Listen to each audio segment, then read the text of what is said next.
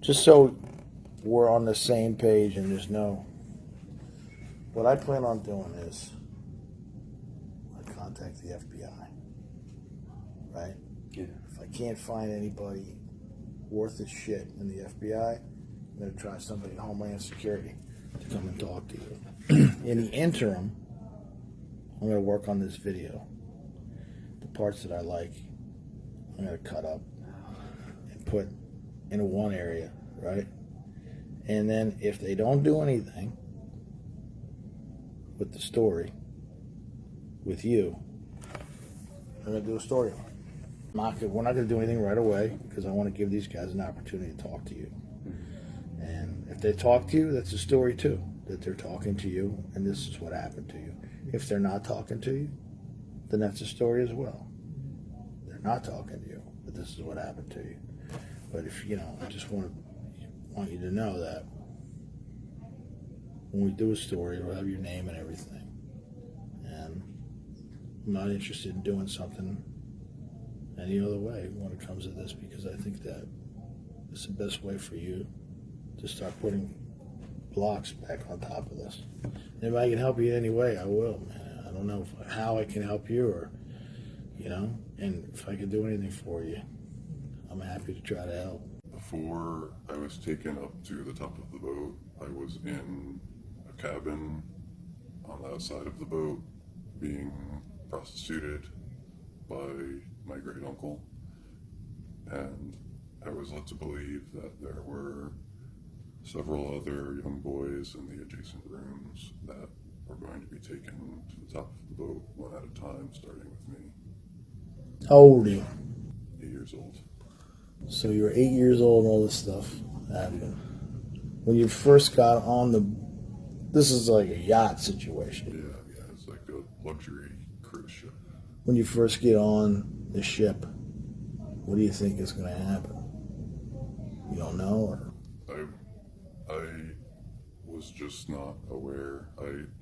It started this activity in my life when I was 3 or 4 years old, if not earlier. So Right. I just didn't question where I was or what had happened to me any of these times. Let's go back to what you said about being prostituted. What happened? Well, I was put in the room, and for most of the time that I was in the room, my great uncle was standing outside the door, taking people's money and letting them in. And then when he left, his cousin was left with me. I'm not sure if his cousin was alone outside the door at any point, but he was left alone with me on one of the lower decks of the boat while my uncle went to the top. So people would just come in and say you're 8 years old, so they take advantage of you? Yeah. What happens? No, it's hard to talk about, but... Well, there were 2 beds in the room, and I remember being on one of them at first, and then I remember at least 3 of the people that came in the room, and the last person to come in the room, and the people who came in beforehand, it was rape like you would expect, You were raped. Insertion. Yeah. You were raped. These are men coming in? Yeah. And at some point, all this happened on one yacht trip, or there were subsequent yacht trips? This one event. This is one event. Yeah. Okay. So then at some point, you are sexually assaulted by Bill Clinton? Yeah. What happens with that? Well, there's a whole sequence of events leading up to when I was raped by him. Okay, so just feel comfortable to just talk. If you want to lead up to it, that's fine. Well, there was an incredibly violent display going on want to talk too much about that Good. right now, but before I was raped by Bill Clinton, my uncle held me up over his head, and his accomplice walked up and slashed across the bottom of my feet with a scimitar and collected the blood in a chalice dish like this. And he took a sip from it and then walked away through the crowd. After my uncle got bored or whatever, he held me up and tried to get Bill Clinton's attention. Bill Clinton turned around and looked like, he gave this look like, what am I going to do? I have to do it. Yeah, well, it's not a room. This is the top deck of the boat. How many other kids your age were on it? I only saw 2 other kids my age, and they were in different circumstances. Meaning they weren't in as much danger, or they were in more danger, or equal danger? On top of the boat, the only other child was a young girl. I remember there being a young girl on one of the 4 podiums. There were 4 podiums like this, and then the one in the middle, not podium, pedestal. And there might have been, I think there was a teenage girl on one of them too, but the youngest girl was, I think, 6 years old. And I was the only one. You were in a more dire situation, obviously, than they were. Yeah. Now, what happens? Why did they pick you? They parade you around or something, and they choose the kids? Is that how it happens? They chose me years before. They chose me for various reasons. I'm sort of the runt of my family, and when I was born, I was born head first with the umbilical cord wrapped around my neck, with no heartbeat and no breath. They picked me because they thought that I was going to be just a failure. It is shock and awe. You need to know what else happened. Well, I'm ready. Tell me what happened. Okay. And then when I was taken into the ballroom, these people were marched diagonally through the room from one entrance up the other to get to the top of the boat, and they were all bleeding from their feet, and they had cuts from their chest to their abdomen. And when I was finally brought out to the top of the boat, they were all already on the ground, being forced to continue having sex in their new state. So there are the people, part of the display, the victims. There are 4 pedestals with women of different stages of sexual development on them, and then the middle pedestal has Bill Clinton. And I don't remember looking up, but I have found a picture of a boat that looks exactly like this one. And in this picture, this boat has a section above the top deck, which is also closed off like this one was, a section above it with windows like this, a semicircle kind of. Yeah. Overlooking the top deck, so there could have even been very many people that I didn't see inside the boat or on top of the boat that were up there who would come down to the top of the boat to join in the display and then go back up to watch it. But there were people, and this was something that was restricted. I know this because was one of the people doing this, and one of the people doing this, but their associate who I am now able to identify as my friend's father, was inquiring, like, how does he join in, or where does he get the children that these people are bringing up here? So he is part of their alliance, but he doesn't know everything that's going on.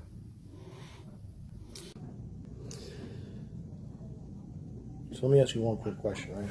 You're 8 years old. Somebody's going to say, how you remember all this? You're 8 years old. And the mind doesn't forget traumatic memories. So over the years, how old are you now? 26. Okay, so over that span, you replay this over in your head. Was that a lot of times, or little segments? Because of because of the way that they treated me over the course of time, my memories have stayed repressed, especially after 12 years old. Before I turned 12 years old, there would be periods when I would remember things that happened to me, even if it was just a little blip or for a split second. But I wasn't able to adequately communicate what I was experiencing. Right. Well, I mean, because of your age. Yeah. And also the trauma. So, you say the way they've treated you since, what happened? What has happened? And what are some of the instances where you've been? Oh, they never stopped. That was the worst experience of my life, but they never stopped kidnapping me, even as an adult.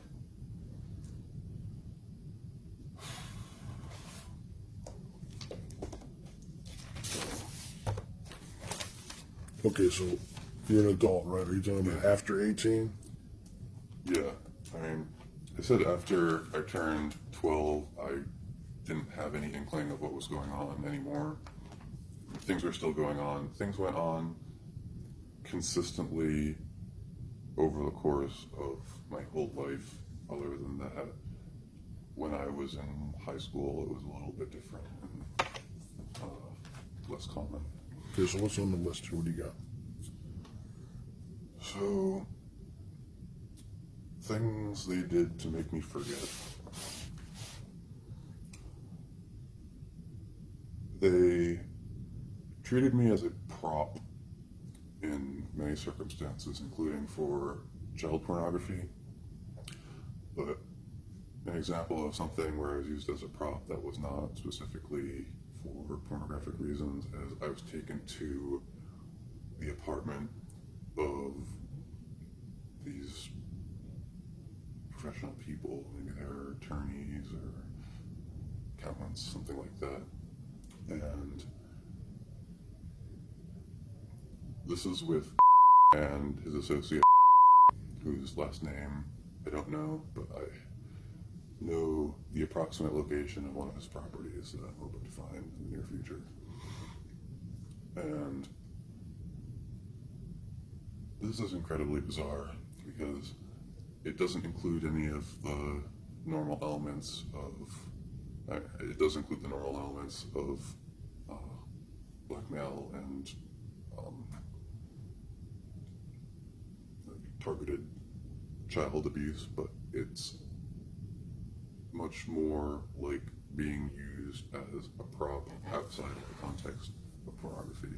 They were in bed and came into the apartment and approached them and put me in their bed and told them to have sex with me in their bed.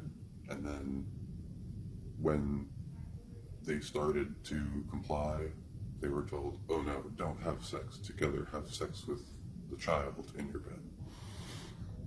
And How old were you then at this point?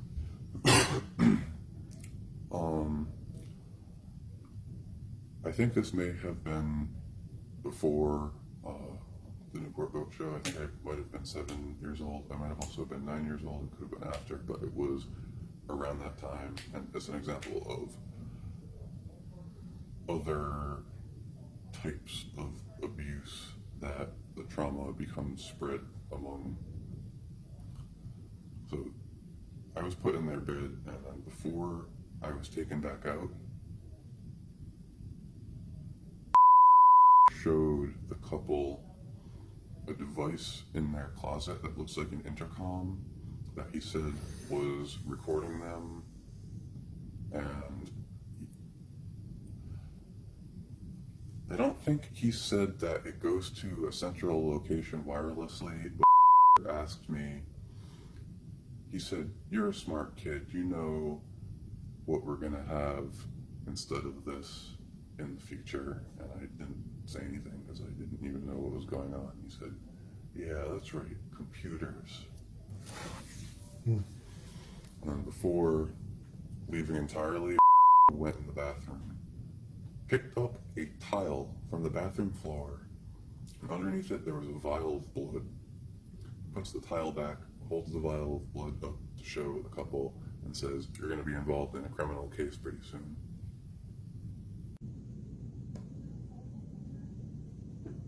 Okay, so let's get back to the way you were treated after the Clinton episode. Was it Clinton that was the only really you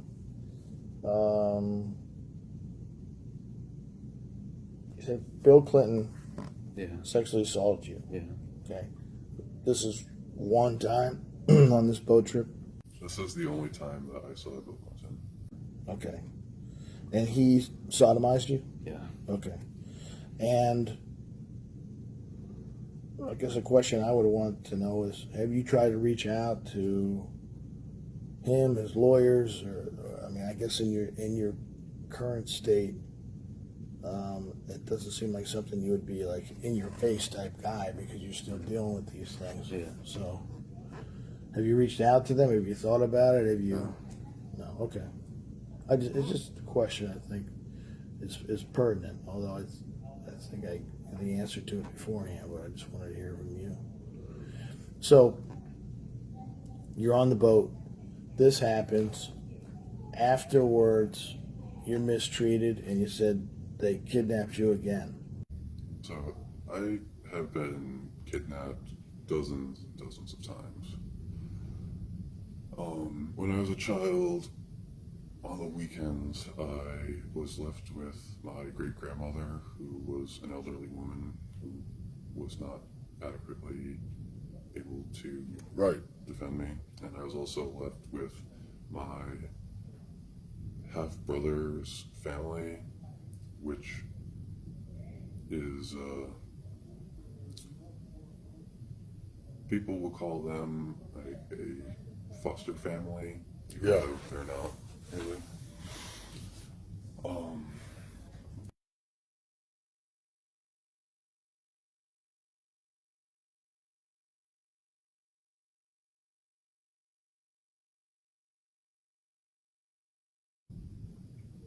They walked in the front door, they walked up the stairs into my room, they put laughing gas up to my face, and they dragged me out. Okay, so they drugged you. Yeah. Drug you. I didn't know that. Chloroform and ether, all kinds of stuff. Yeah. So they're like, hey, surprise, and then you wake up somewhere else. Is that? I wouldn't say I wake up. I mean, being drugged, it's not like being asleep. It's like, You say it's more like a dream haze, something like that? it feels physically like not being able to breathe completely, and mentally, at least because of what they've done to me, it is like a dream. Like the feeling that I have when I would feel my own presence in these circumstances would be the feeling of, oh, let me turn over and go back to sleep. Okay, so let's go way back. You're 8 years old, okay? So,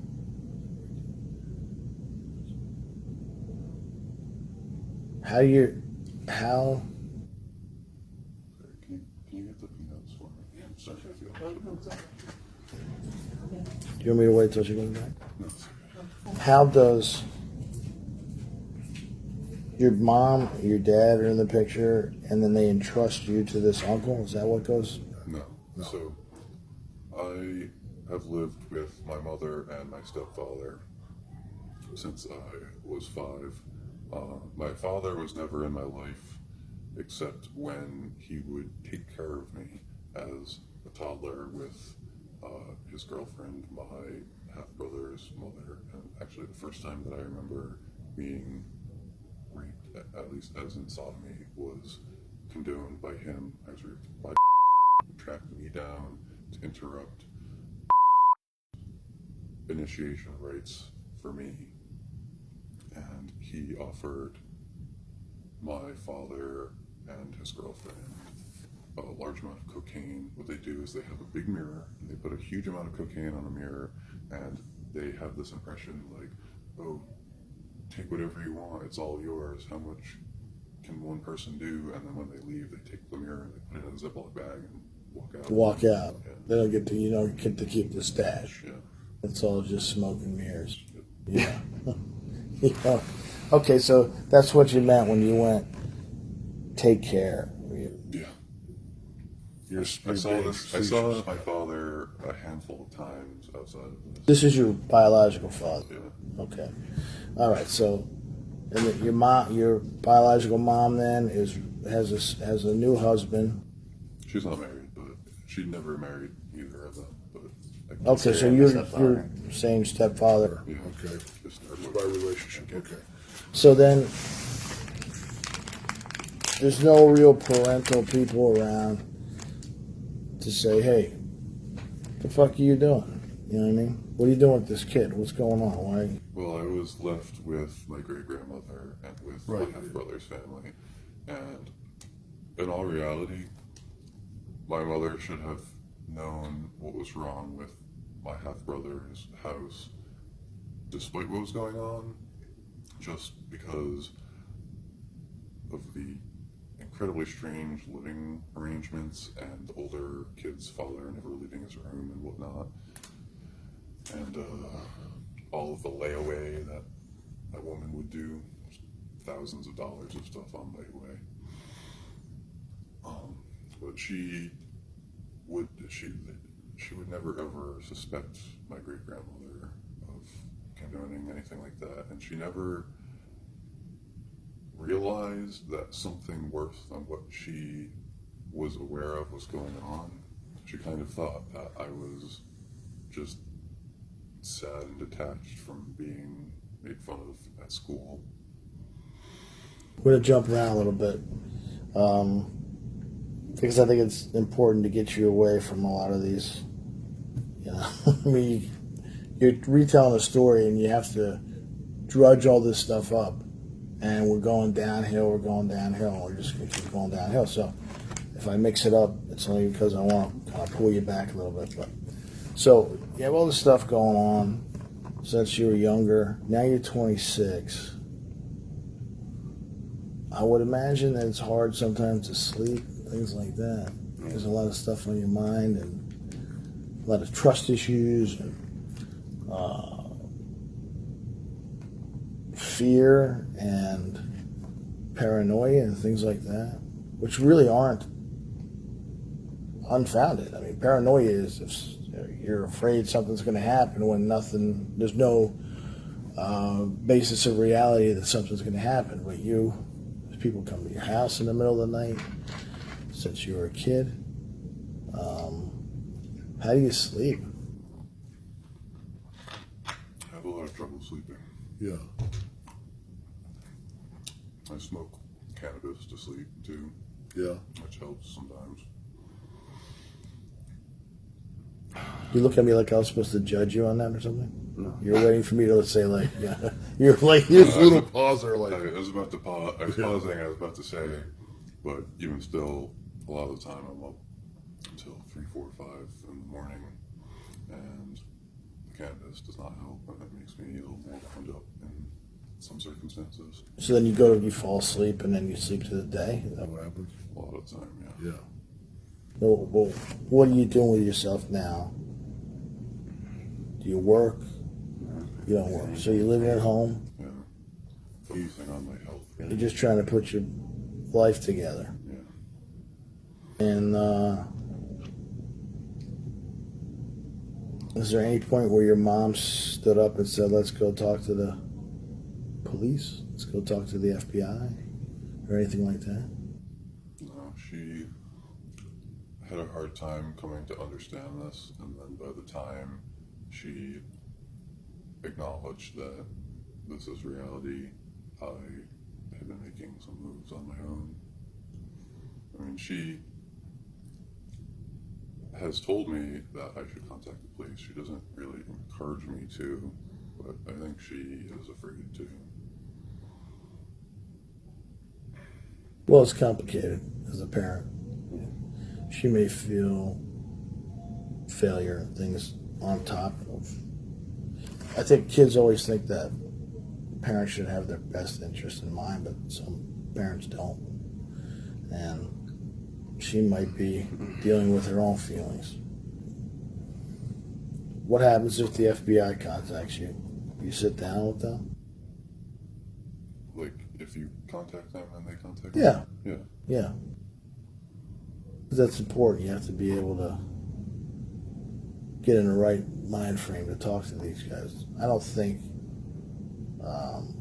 they're going to beat, harass you or anything. I think most of the agents I've dealt with are very down to earth, and they want to know what happened.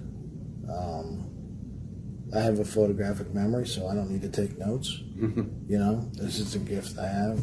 It was easy to go to school and things like that for me. But they might be a little bit more studious, taking notes and going back, boom, boom, boom, and you might find yourself 4 hours, 5 hours in, to an interview. So I would be prepared for that, physically, and it's important to know these things. People say, "Oh, I'm going to be interviewed," and then they're sitting there and they're thinking, "Jesus, when is this going to end?" Yeah. These people keep going and they keep asking questions, and I'm hungry, I'm thirsty, I didn't plan on this, or I planned on doing something after this. Right. And then you have that in your head, right? That I just want to get the hell out of here because I have something else to do. Yeah. When you should probably be just focused on that. So it's just throwing that out there. A couple things that might Physical help you out. preparation and even emotional preparation. Correct? Yeah. Like, have support. and know when your best time of day is, and work around that. Don't work around theirs. If your best time of day is, hey, I like to sleep through the day, and I get up at 3, and that's when I feel like I'm at my best, then that's when we're going to start. We're not going to come in, or you can't come talk to me at 10 a.m. That's when I'm sleeping, and I can't. To know yourself, if you'll be able to sleep the night before, something like that, or if you be ramped up and whatever. But, and you can also I've talked to him a lot about control, right? Because that's really important when you're traumatized. Like him being able to say, if someone was talking to him, like, I need, someone else to be not necessarily here inside the room, but someone here, supportive people around. You know what I'm saying? Like, they don't just show up and knock at the door and say, we're going to do this now. yeah, I mean, I think that's important. And Right. you might get people who want to rock and roll. They show up and they want to rock and roll, but it's more a process. They call you on the phone, I think, and it's more of a process. Yeah. If they do the other thing and they show up, I wouldn't talk to them. Yes. You're not going to get a fair shake anyhow. You need somebody who's going to be an agent or agents who are going to be empathetic. And if I were you, I wouldn't read too much into them or try to study them. They're all pretty cut from the same mold, so to speak. The question is, are they going to do anything with the information you give them? And that remains to be seen. If they talk to you, then it's hard to say. But I think for you, you're 26, I have a 23-year-old. So I would be thinking, like, if you were my son, right? What I would want for you would just be closure. You can walk away from this and say, I need to put the rest of my life together. I got another 50 years, I got another 55 years. I want to try to live normally. And the way to do that is what you're doing right now. It takes a lot of guts. Yeah.